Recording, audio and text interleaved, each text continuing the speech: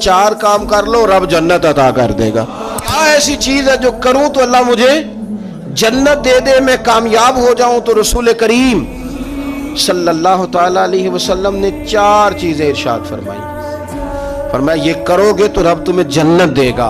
या रसूलल्लाह कौन सी? हुजूर ने फरमाया सबसे पहले खाना खिलाया करो। फिर हुजूर फरमाने लगे सलाम को आम करो, एक दूसरे के साथ अस्सलामु अलैकुम इसको फैलाओ। और तीसरा हुजूर ने फरमाया रिश्तेदारों के साथ अच्छा सलूक करो। और चौथा फरमाया रात को उठ के नमाज पढ़ा करो। ये चार काम कर लो रब जन्नत अता कर देगा। रात को उठ के नमाज पढ़ो, खाना खिलाओ, सिला रहमी करो, सलाम आम करो। तीन चीजें इस हदीस में हुजूर ने बंदों के ताल्लुक से बयान की। और एक नमाज का जिक्र किया चौथे नंबर पे जाके, रब करीम की इबादत के ताल्लुक से। ये तीन भी इबादत ही हैं, लेकिन शर्त यह है कि हमारा मिजाज सिला रहमी का, हमारा मिजाज खाना खिलाने का, हमारा मिजाज सलाम को आम करने का।